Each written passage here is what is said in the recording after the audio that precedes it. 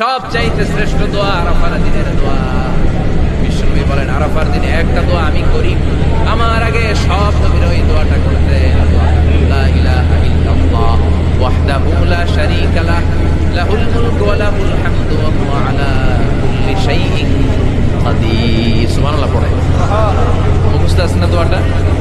এটা পড়ে বিশ্বনবী আরাফার ময়দানে এই দোয়াটা পড়ে। তাহলে বোঝা গেল বছরের সব দিন সমান না, সব দিন সমান।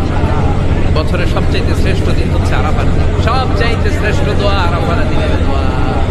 বিশ্বনবী বলেন আরাফার দিনে একটা দোয়া আমি করি, আমার আগে সব নবীর ওই দোয়াটা করতেন।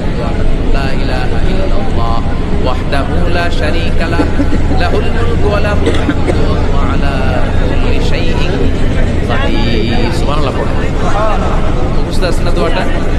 এটা পড়ে বিশ্বনবী আরাফার ময়দানে এই দোয়াটা। তাহলে বোঝা গেল বছরের সব দিন সমান, সব দিন সমান। বছরের সবচাইতে শ্রেষ্ঠ দিন হচ্ছে আরাফার দিন। সবচাইতে শ্রেষ্ঠ দোয়া আরাফার দিনের দোয়া।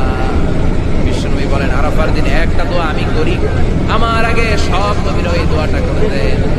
লা ইলাহা ইল্লাল্লাহ ওয়াহদাহু লা শারীকা লাহ লাহুল মুলকু ওয়া লাহুল হামদু ওয়া হুয়া আলা কুল্লি শাইইন কাদির। সুবহানাল্লাহ পড়ে মুখস্থ আছে না দোয়াটা?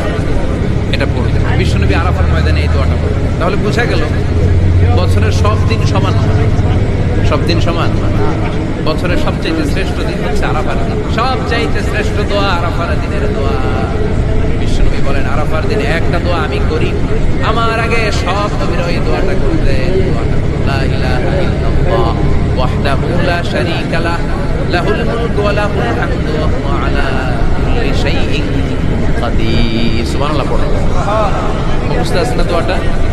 এটা পড়ে বিশ্বনবী আরাফার ময়দানে এই দোয়াটা। তাহলে বোঝা গেল